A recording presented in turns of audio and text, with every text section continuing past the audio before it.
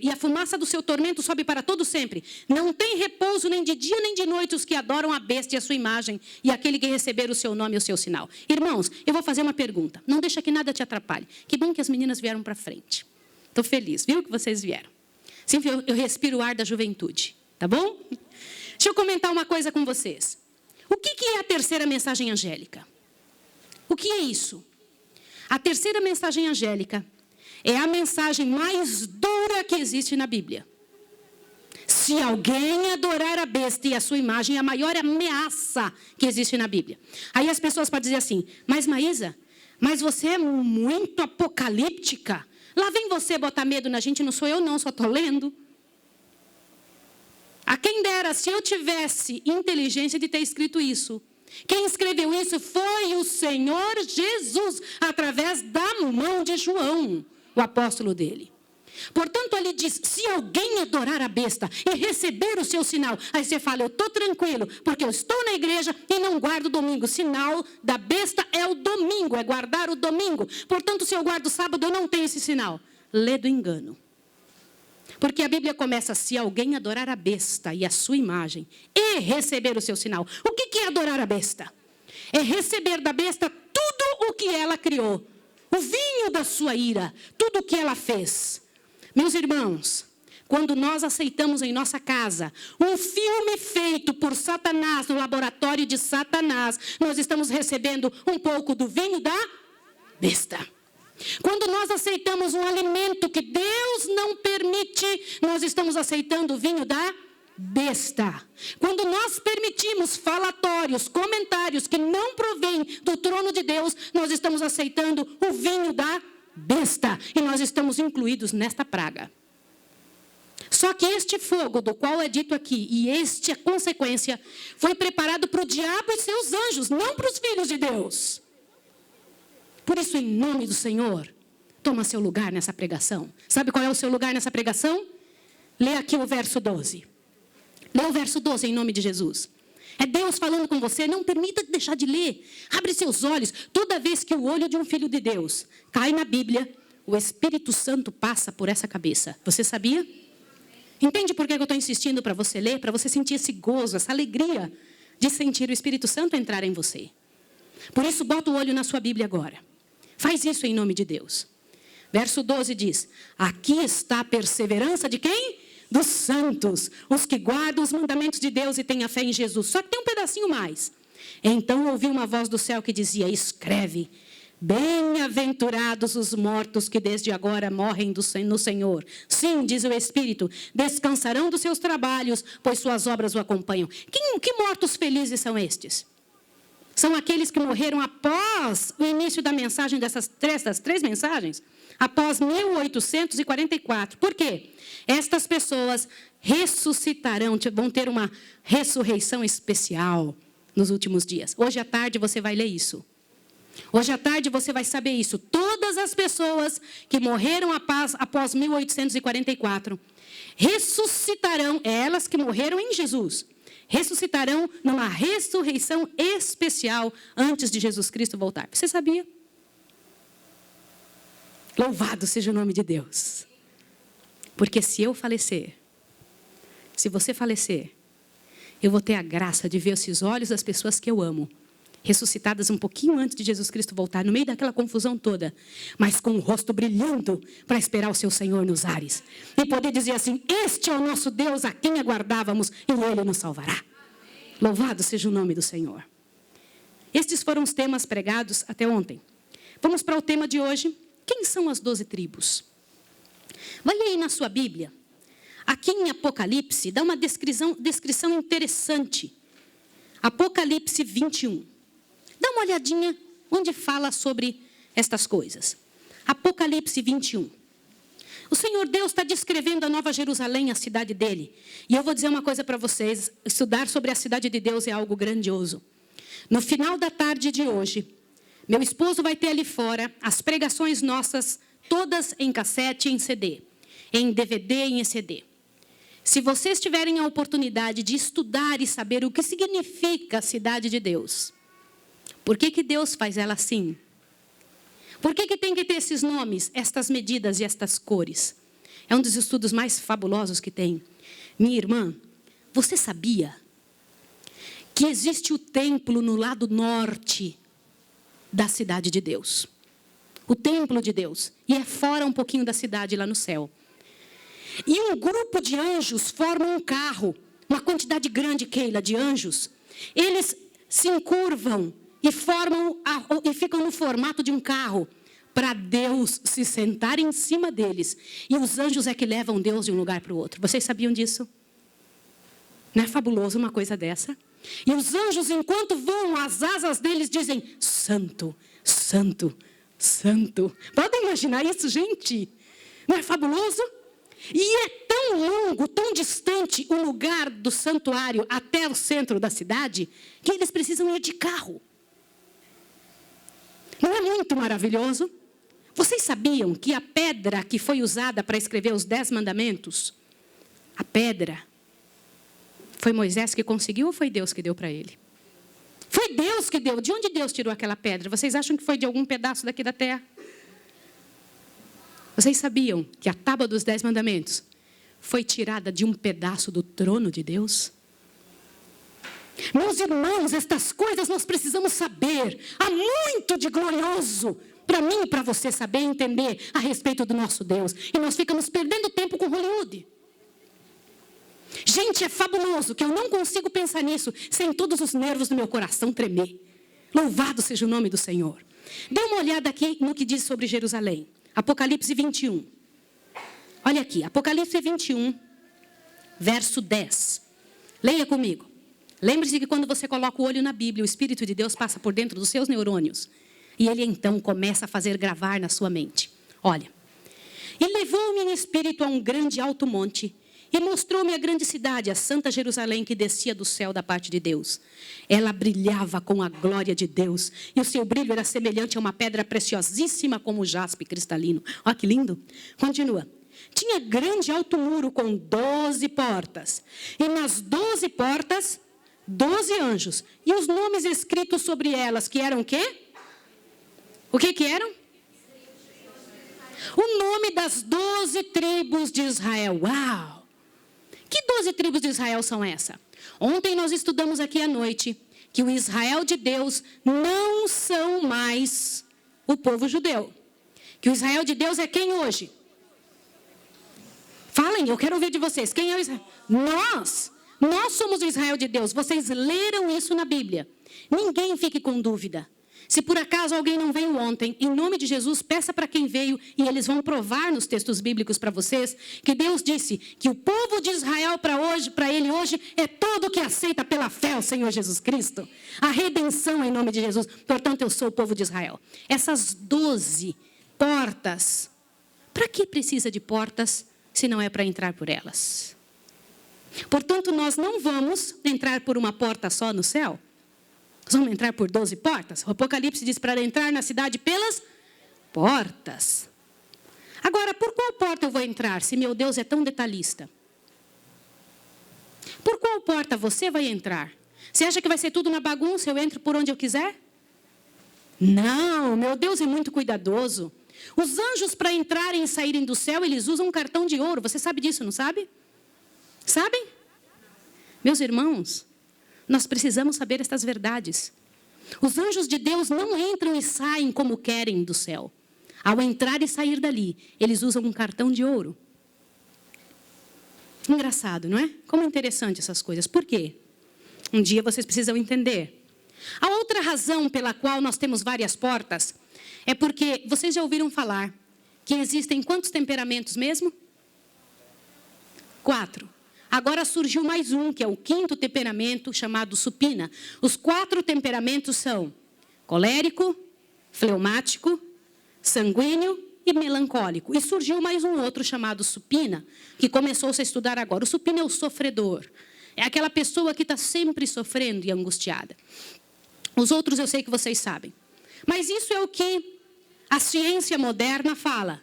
Mas a Bíblia não diz que existem 4 ou 5 temperamentos. Existem 12 temperamentos. São dos 12 filhos de Jacó. Alguém aqui já ouviu falar das profecias de Jacó? Vocês sabiam que Jacó era profeta? Sabiam? Então vamos ler isso agora na Bíblia. Gênesis 49. Abra sua Bíblia em Gênesis 49 para entender o porquê. Gênesis 49. E ao estudar estas verdades, encha seu coração em nome de Jesus. E permita que o Senhor Deus faça em você, e em sua casa, e em sua família, toda aquela bênção que Ele pensou em fazer, toda aquela mudança que Ele permitiu e que Ele quis que fosse feito. Vamos dar uma olhadinha. Jacó abençoa seus filhos. Vamos ler. Todo mundo achou? Eu gosto muito desse barulhinho das páginas, ó. Da Bíblia. Gênesis 49. Depois dessas coisas, chamou Jacó seus filhos e lhe disse: ajuntai-vos, para que eu vos anuncie o que vai... O que está escrito aqui? Que vos há de acontecer quando? Quem na Bíblia tem nos dias vindouros? Quantos tem na Bíblia escrito na tradução dias vindouros? Ok. Quantos tem dias finais? Quantos tem? A Bíblia Reina Valera traz dias finais. E é a única tradução certa. Oi? Dias que virão, ótimo. Isso mesmo. O que mais? Derradeiros dias. Essa é a tradução mais próxima. Por quê? Jacó estava falando não só dos seus filhos atuais, estava falando dos filhos derradeiros. E ele estava comentando a respeito do que cada um seria, do seu temperamento pessoal. Isso é muito importante você entender, vale a pena. Vocês, antes de comentar a respeito destes filhos, vamos pensar na família de Jacó. E eu queria que você pensasse na sua família agora.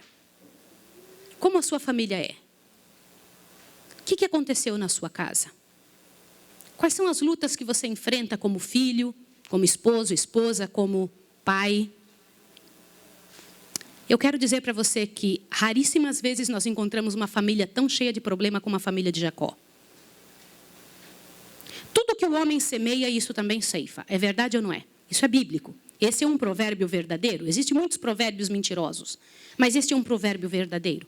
Tudo que o homem semear, isso também ceifará. Jacó era filho de Isaac, era o gêmeo de Esaú. E ele enganou o seu pai e depois ele foi enganado. Isso é assim na vida. A Bíblia é clara em dizer: da medida com que tiverdes medido aos outros, vos hão de medir a vós. Uau! Isso é uma coisa seríssima. Portanto, nós semeamos, nós somos arquitetos do nosso próprio destino. Nós mostramos o que queremos colher. Porque Deus é muito justo, Ele não te deixa colher o que você não plantou. Ainda que você passe por uma injustiça durante um tempo, Deus vai te dar a vitória, se você estiver certo. Acredite no que eu estou lhe dizendo. Avante. Jacó foi enganado 14 anos de trabalho por seu sogro. Lembra que ele trabalhou pela sua esposa que ele queria, que era Raquel? E, no entanto, foi dado a ele Léa. A esposa verdadeira de Jacó é quem? É Léa, não é Raquel. Foi com quem ele se casou primeiro. Essa é a verdadeira esposa dele. Aliás, Deus não aceita bigamia. Deus não aceita esse tipo de situação. Mas isso é história para outro sermão. E naquela família, Léa era a primeira esposa. E ela não era amada por seu marido. Agora vamos tentar pensar um pouquinho sobre o caráter de Léa. O pai entregou ela no lugar de Raquel. Só que para ela ser entregue no lugar de Raquel, ela teve que aceitar. Ela teve que fazer um pacto com seu pai para isso. E ela colheu a amarga colheita disso. O marido dela nunca conseguiu amá-la. E ela cada vez tentava, de alguma maneira, fazer com que o coração do seu marido fosse seguro ao dela. Mas ela não conseguiu. Eu imagino como Jacó olhou para ela no dia seguinte e dizer: como que você foi capaz de fazer uma coisa dessa? E ela foi sempre a segunda. Que dureza. Era a primeira perante a sociedade, mas era a segunda no coração de Jacó. Eu não sei se terceira, quarta, mas era a segunda na escala. Léa, então, e Raquel brigavam muito. Eram inimigas. Que lar horrível que Jacó começou fazendo, hein? Que mau começo. E, de repente, Léa ficou grávida. Ficou grávida de um primeiro filho.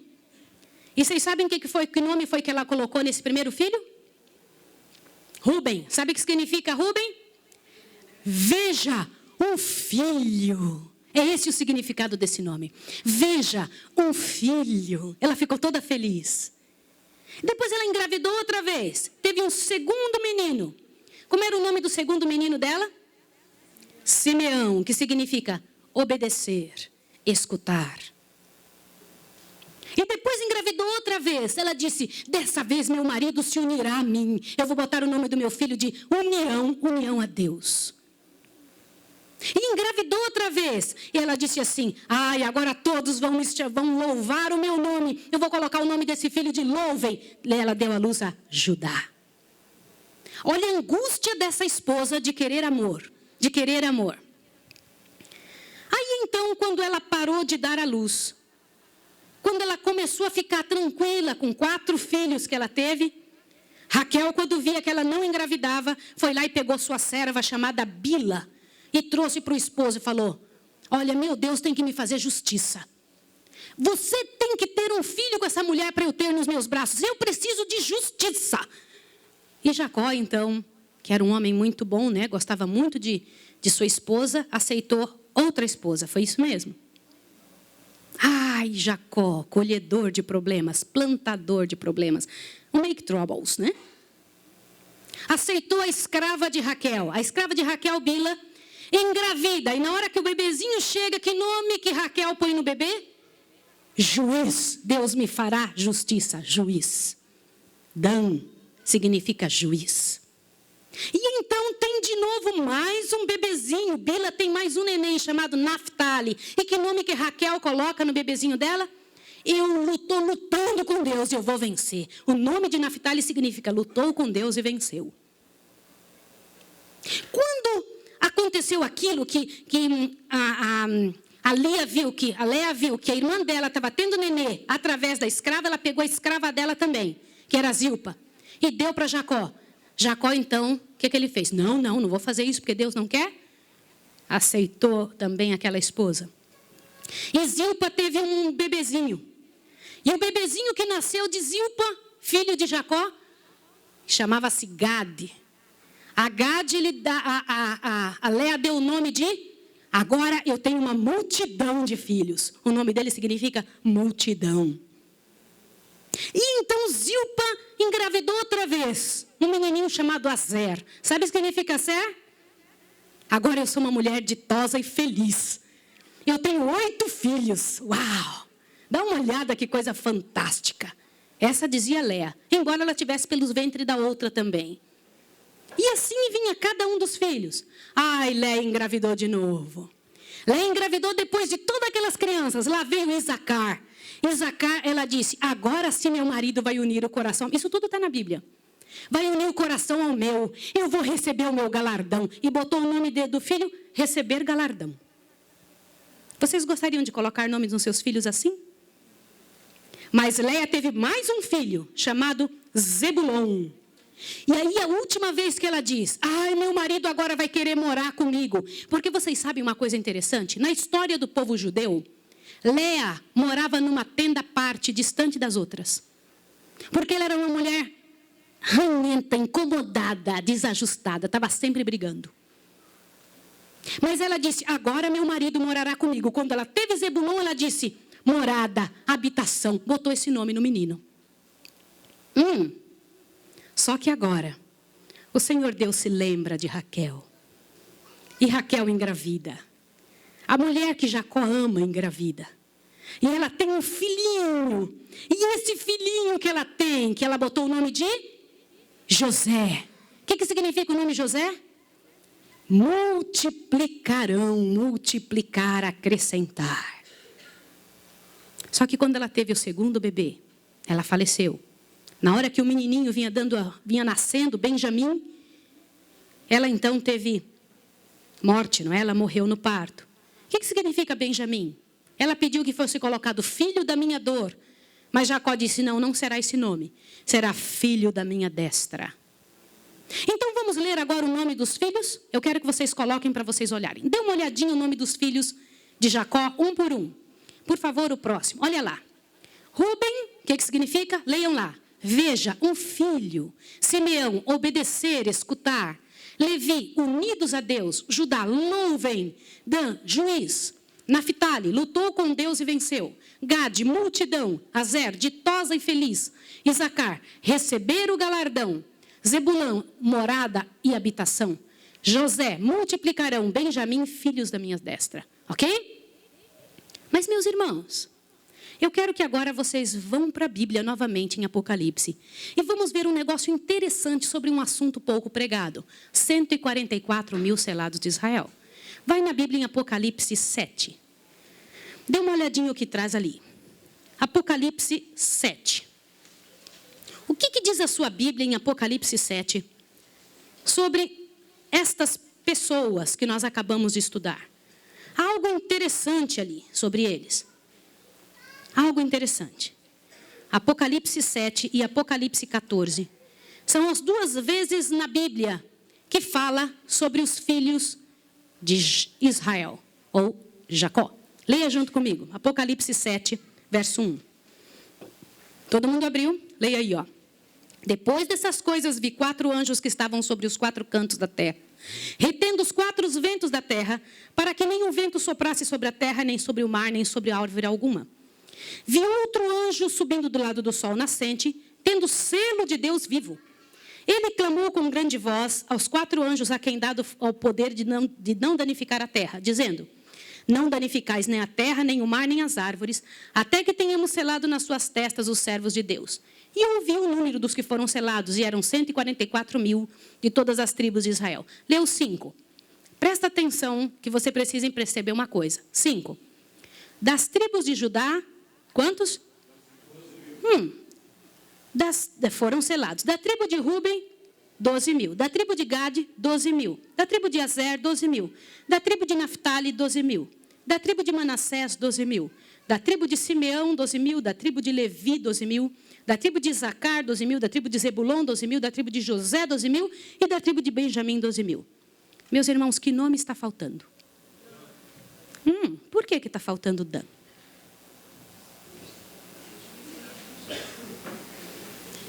Meus irmãos, vocês precisam entender uma coisa grandiosa. Eu vou passar bem rapidinho os temperamentos dessas pessoas e você vai pensar quem é você agora.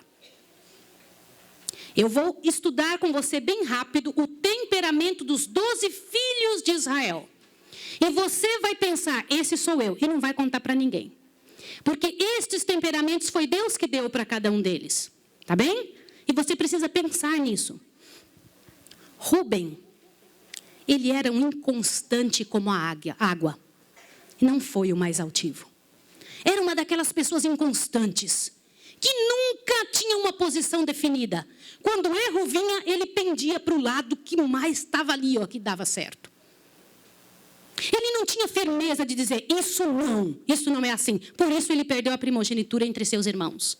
Tanto é que em Apocalipse 14, não começa com Ruben, as 12 tribos dos 144 mil. Começa com Judá. Por que Ruben perdeu a primogenitura? Porque ele tinha um espírito fraco. Ele, quando chegava o erro, ele ia para onde estava mais fácil. Inconstante como a água.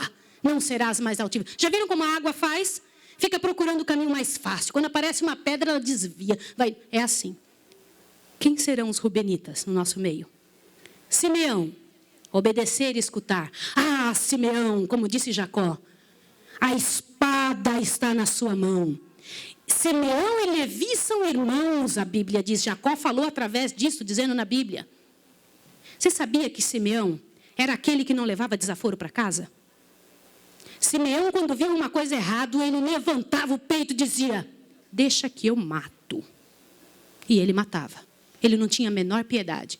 Lembra o que ele e seu irmão fizeram com aqueles que defloraram Diná? Lembram disso na Bíblia? Eles mataram uma cidade inteira. Inteirinha. Quem tem esse tipo de temperamento?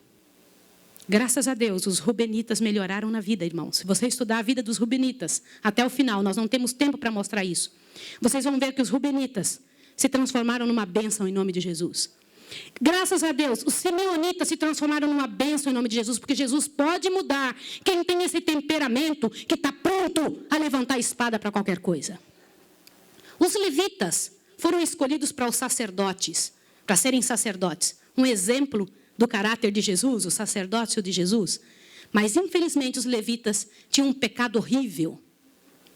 Os levitas, eles corriam na frente, sempre na frente.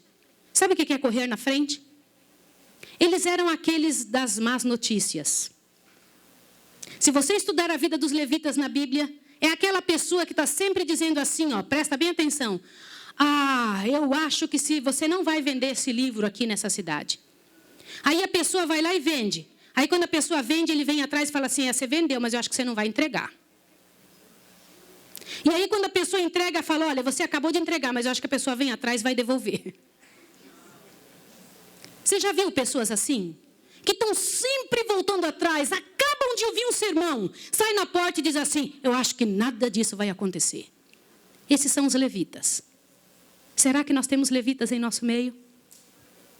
Os levitas mudaram de vida, irmãos. Os levitas se tornaram uma bênção em nome de Jesus e fazem parte das 12 tribos no céu. Judá, ele foi comparado a um leão, dele saiu todos os reis de Israel. Mas Judá também tinha um defeito. Sabe qual era o defeito de Judá? Judá era aquele do passado. Estava sempre olhando para o passado. Ai, os tempos sempre foram melhores no passado. Agora não. Agora não tem nada de bom. Estão sempre vendo algo de negro. Para o futuro. O passado que era uma maravilha, são os saudosistas. Eu vou pular Dan, porque vocês sabem que Dan não está no nosso trabalho. Naftali lutou com Deus e venceu. Qual é o caráter dos naftalitas? Não é naftalina, é naftalitas. Qual é o caráter deles? Eles olhavam para as pessoas e viam alguma coisa de bom. Sabia? Sempre que um naftalita estava trabalhando entre o povo, eles eram chamados porque eram pessoas agradáveis. Falava com eles, eles tinham sempre uma palavra de conforto. Vocês têm essas pessoas aqui no meio de vocês? Louvem a Deus, porque essas pessoas são que fazem levantar a igreja. São as pessoas que vão na frente. Gade. Infelizmente, Gades são os que se divertem. Gostava da diversão. Trabalhar não era com Gade. Trabalhar não era com ele. Ele gostava de diversão, andar para lá e para cá. Azer. Azer era aquele das viagens. Gostava de fazer viagens. A Bíblia, quando fala de Azer, comenta que o lugar dele era nos portos. Isacar, comparado a um